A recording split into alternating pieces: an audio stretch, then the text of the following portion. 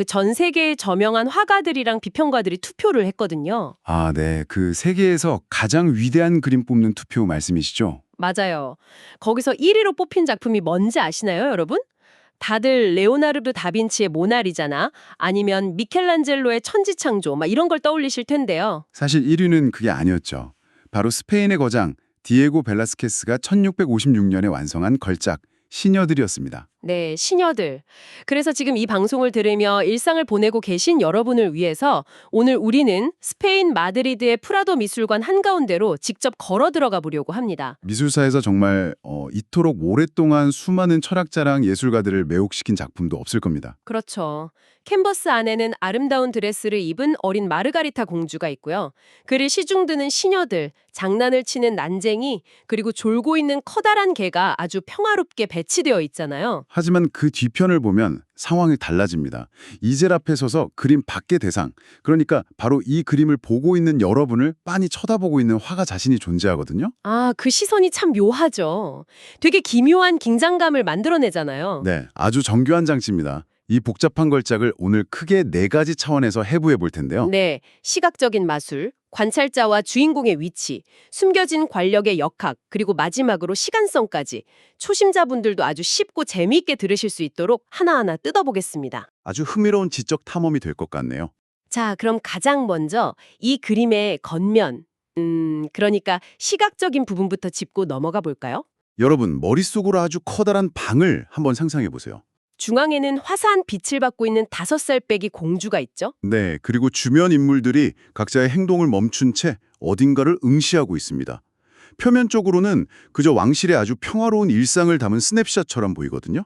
여기서 우리가 그 스냅샷을 완성한 벨라스케스의 혁신적인 붓터치를 꼭 주목할 필요가 있습니다. 아, 자료들의 공통적으로 등장하는 그 기법 말씀이시죠? 네, 바로 알라프리마라는 기법입니다. 이게 이탈리아어로 단번에 혹은 한 번에 칠로 끝낸다는 의미를 가지고 있어요. 단번에 끝낸다? 당시 유럽 화당의 정석하고는 완전히 다른 방식 아니었나요? 맞습니다.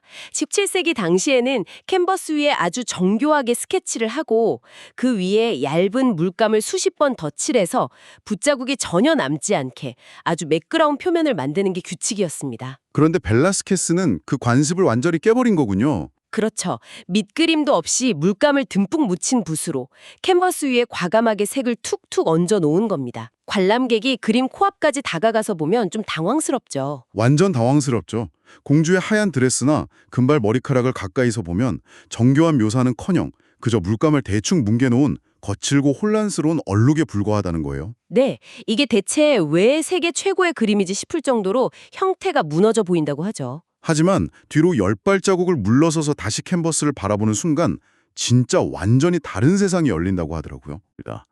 거리가 멀어질수록 인간의 망막이 그 거친 물감의 얼룩들을 스스로 혼합해서 완벽한 형태와 광채로 인식하게 되거든요. 와, 뒤로 물러서는 순간 공주의 드레스가 빛을 받아 눈부시게 반짝이는 실크 질감으로 변하는 거네요? 맞아요.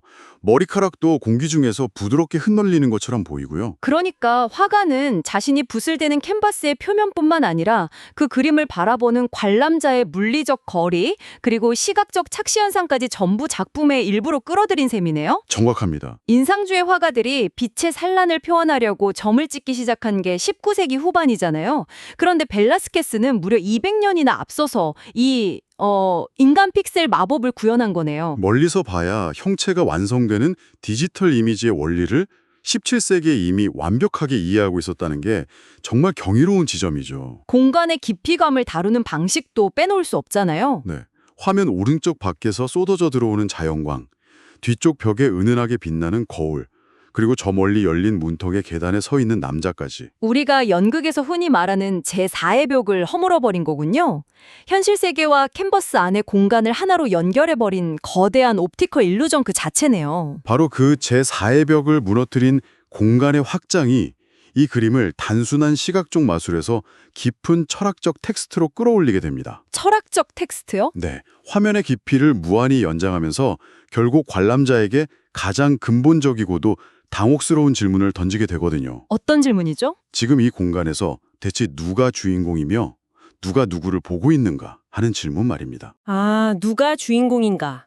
바로 그 지점이 두 번째 주제인 관찰자와 주인공의 입장으로 우리를 아주 자연스럽게 안내하네요. 그렇죠. 시각적으로 가장 밝은 빛을 받고 있는 정중앙의 마르가리타 공주가 주인공인지 아니면 거대한 캔버스 뒤에서 당당하게 붓을 들고 있는 화가 자신이 주인공인지 슬슬 헷갈리기 시작합니다. 여기서 우리는 프랑스의 철학자 미셸 푸코가 이 그림을 어떻게 분석했는지 살펴볼 필요가 있습니다. 푸코의 분석이 아주 유명하죠.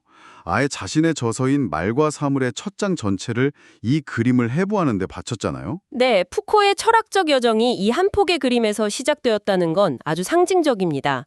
그는 시녀들을 특정 시대의 지식과 인식이 구성되는 근본적인 틀, 즉 에피스테메가 완벽하게 시각화된 결정체로 보았습니다. 에피스테메 말이 조금 어려운데 쉽게 말하면 그 시대를 지배하는 인식의 틀 같은 거잖아요. 그림 속 상황을 천천히 뜯어보면 아주 기묘한 모순을 발견할 수 있다고요. 맞습니다. 벨라스케스는 그림 안에 공주나 시녀들을 그리고 있는 게 아닙니다. 그의 시선은 캔버스 밖, 즉 현실 세계에 서 있는 관람자의 위치를 향해 고정되어 있거든요. 아, 미술관에서 이 그림 앞에 서게 되면 묘하게 압도당하는 느낌이 드는 이유가 그거였군요. 내가 주체가 되어 예술작품을 감상하고 있다고 생각했는데 그림 속의 화가와 등장인물들이 일제히 나를 주시하고 있으니까요. 시선의 화살표가 관람자를 향해 거꾸로 날아오는 느낌이네요. 거기에 결정적인 힌트가 하나 더 숨어 있죠. 화면 가장 깊숙한 뒷벽에 걸린 작은 거울입니다. 거울요? 네, 그 거울 속에는 당시 스페인의 국왕이었던 펠리페 4세와 마리아나 왕비의 상반신이 희미하게 반사되어 있습니다. 물리적 위치가 정확히 그림 밖이 되는 거네요. 정확합니다. 지금 캔버스를 마주보고 서 있는 여러분의 자리와 정확히 일치하는 거죠. 와, 그러니까 벨라스케스가 거대한 캔버스에 그리고 있는 진짜 대상은 국왕 부부이고 공주와 시녀들은 왕 부부를 보러 방에 들어온 상황이라는 거네요. 네, 그런데 관람자인 우리가 왕과 왕비의 위치에 서게 되면서 엄청난 인지적 혼란이 옵니다. 보는 자였던 내가 순식간에 그림 속 인물들의 시선을 받는 보이는 자, 즉 대상이 되어버리는 시선의 전복이 일어나는 거군요. 바로 그겁니다.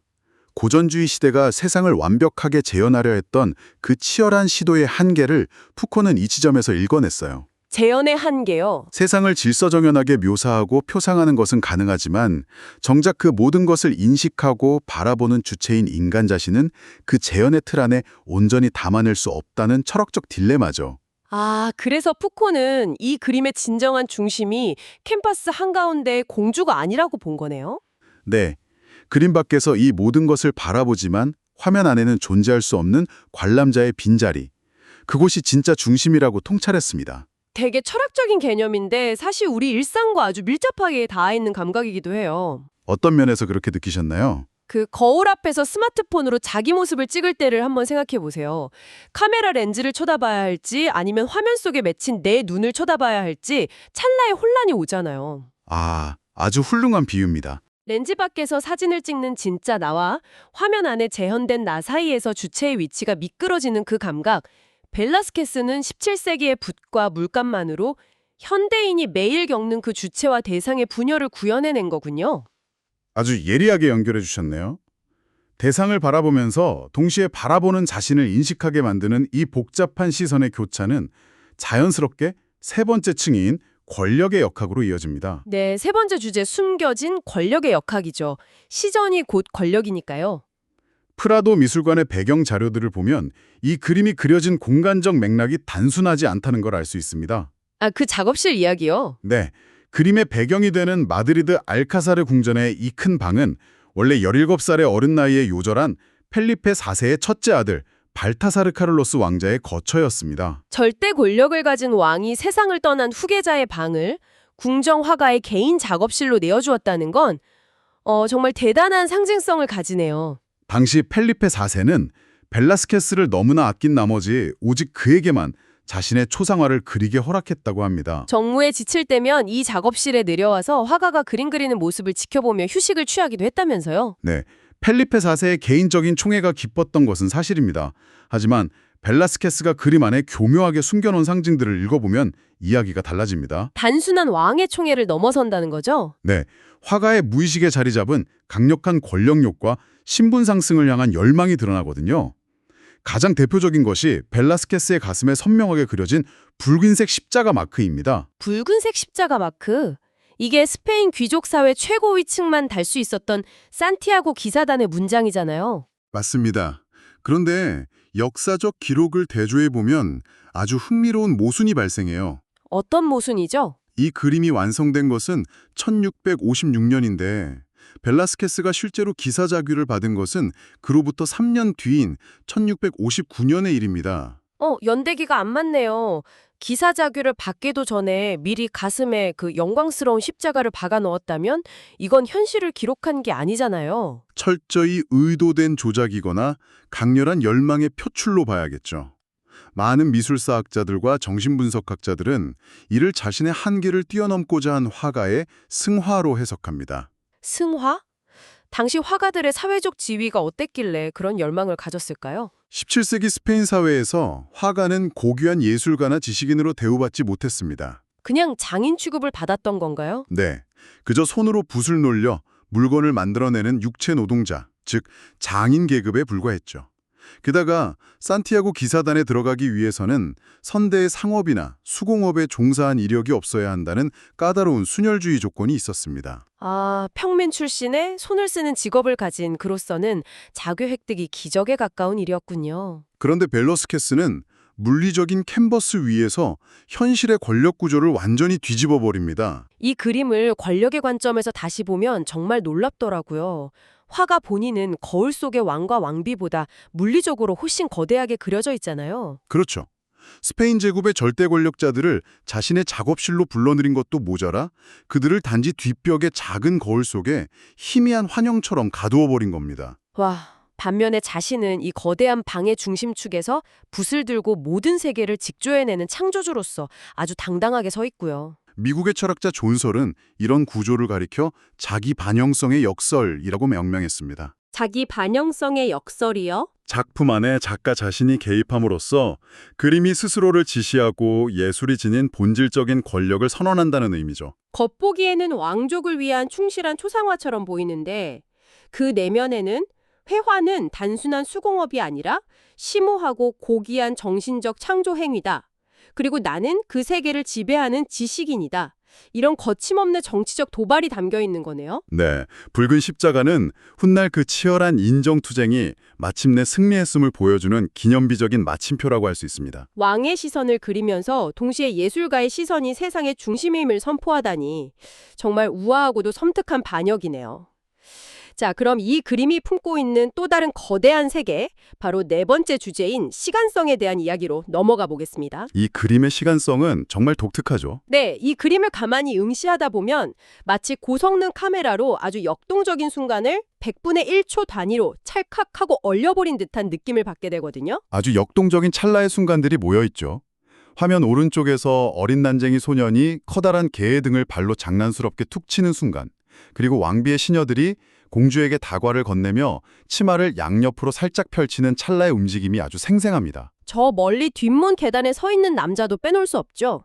방 안으로 들어오려는 것인지 아니면 밖으로 나가려는 것인지 알 수 없는 채로 발을 허공에 걸치고 뒤돌아보는 그 모호한 순간. 이 모든 요소들이 그림 속 시간을 폭발적인 긴장감으로 채우고 있습니다. 학술지 제이스토어에 실린 한 논문에서는 이 현상을 시간여행을 일으키는 착시라고 아주 시적으로 묘사했더라고요. 시간여행이라 아주 적절한 표현이네요. 2026년의 어느 날, 그러니까 지금 이 방송을 듣고 계신 여러분이 마드리드에 가서 이 그림 앞에 서는 순간 캔버스 속 인물들의 시선이 여러분을 1656년 스페인 궁정의 공기 속으로 강렬하게 끌어당기는 거죠. 관람자의 현재 시간과 그림 속 과거의 시간이 하나의 평면 위에서 충돌하고 융합하는 놀라운 경험입니다. 하지만 위대한 걸적의 시간은 과거의 어느 한 점에 박제된 채로 멈춰있지 않습니다. 멈춰있지 않다면 계속 흐른다는 건가요? 오히려 그 캔버스 앞에서는 후대의 관찰자들, 특히 영감을 갈구하는 수많은 예술가들과 끊임없이 상호작용하면서 생명체처럼 진화해왔죠.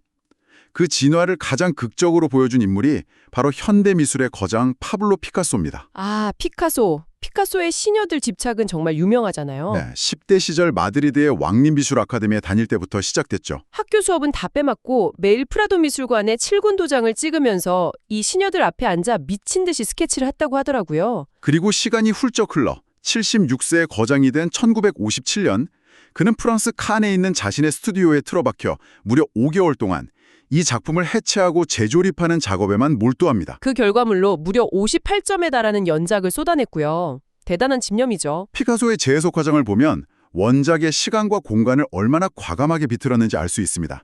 일단 원작의 웅장한 세로형 비율을 가로형 캔버스로 바꾸어 버렸죠. 분위기도 완전히 다르더라고요. 벨라스케스는 어두운 방 안에 한 줄기 빛이 스며드는 신비로운 명암법을 구사했는데 피카소는 좀 달랐죠. 네, 피카소는 닫혀있던 창문들을 활짝 열어젖혀서 화면 전체를 남부 프랑스의 강렬한 햇빛으로 가득 채웠습니다. 등장인물들의 크기도 확 바꿔버렸잖아요. 화가 벨라스케스의 몸집을 공주나 국왕보다도 비현실적으로 거대하게 키워버렸죠. 맞습니다. 예술가의 창조적 권위가 절대적이라는 원작의 숨은 메시지를 아주 노골적으로 표출한 겁니다. 심지어 원작 화면 오른쪽에 점잖게 엎드려 있던 스페인 마스티프 종의 사냥개를 자기가 키우던 짧고 통통한 닥스훈트 반려견 룸프로 장난스럽게 바꿔치기까지 했어요. 그런 디테일들이 참 재밌죠. 당시 전시를 기획했던 큐레이터의 인터뷰를 보면 피카소는 이 그림을 마치 하나의 거대한 연극 무대로 보았다고 합니다. 아, 연극 무대요? 조명이 켜지고 배우들이 무대 위에서 각자의 역할을 연기하다가 막이 내리기 직전 관객을 향해 마지막 인사를 건네는 그 폭발적인 순간의 에너지로 그림의 시간을 변주해낸 거군요. 최근에 포스트 휴머니즘 미학에서는 이 그림을 어떻게 보는지 아시나요? 어떻게 보나요? 단순히 인간 중심의 재현을 넘어서 빛, 거울, 동물, 그리고 캔버스라는 물질적 행위자들이 서로 얽혀 끝없이 새로운 의미망을 생산해내는 유기체적 공간으로 해석하기도 합니다. 와, 이야기를 나눌수록 17세기의 낡은 캔버스가 아니라 지금 이 순간에도 펄떡이며 살아 숨쉬는 생명체 같다는 생각이 듭니다. 자, 오늘 우리는 알라 프리마가 만들어낸 기막힌 시각적 착시부터 시작해서 푸코가 통찰한 주체와 대상의 전복, 화가의 붉은 십자가에 얽힌 지독한 권력의 줄다리기, 그리고 1656년의 찰나에서 시작해 피카소와 달리, 그리고 2026년에 우리에게까지 뻗어나오는 끈질긴 시간의 생명력까지 이 시녀들을 아주 다각도로 뜯어보았습니다. 여러 복잡한 개념들이 교차했지만 결국 이 모든 논의가 가리키는 지점은 하나입니다. 어떤 지점이죠? 진정한 예술 작품은 정답을 제시하는 것이 아니라 시대를 초월해 관람자 스스로 끊임없이 질문을 던지게 만든다는 사실입니다. 바로 그 점이 중요합니다. 오늘 이 방송을 들으신 여러분에게 350년 전의 이 낡은 그림이 대체 왜 의미가 있을까요? 저는 이 그림이 던지는 묵직한 질문, 즉 내가 세상을 주체적으로 바라보고 있는가, 아니면 세상의 시선 속에 담긴 나를 바라보고 있는가 하는 이 화두가 지금의 우리 삶과 너무나 소름 돋게 맞닿아 있다고 느낍니다. 현대인들의 일상과 아주 밀접하죠. 네, 수많은 타인의 시선으로 엮인 소셜미디어의 피드 속에서 우리는 매일 스스로를 전시하고 또 타인의 전시를 관찰하잖아요. 우리는 모두 누군가의 시선이라는 거울을 통해 스스로의 정체성을 규정하며 살아가는 현대판 시녀들의 캔버스 안에 서 있는지도 모릅니다. 시대를 관통하는 매우 현실적인 적용이네요. 이 그림은 단순한 17세기 궁정의 기록화가 아니라 시대를 막론하고 그 앞에선 인간의 내면을 비추는 철학적 거울입니다. 맞습니다. 마지막으로 일상으로 돌아갈 여러분이 스스로에게 던져볼 만한 질문을 하나 남기고 싶습니다. 네, 어떤 질문인가요? 여러분의 삶이라는 거대한 캔버스에서 혹시 중심을 차지해야 할 나라는 주체를 화면 밖의 방관자 자리로 밀어내고 있지는 않은지 한 번쯤 깊이 사유해 보시길 권합니다. 묵직한 여운이 남는 질문이네요. 내 삶의 캔버스에서 나는 당당한 창조주인가? 아니면 그저 밖에서 서성이는 관찰자인가? 오늘 자기 전에 혹은 내일 아침 출근길에 꼭 한번 곱씹어 보셨으면 좋겠습니다.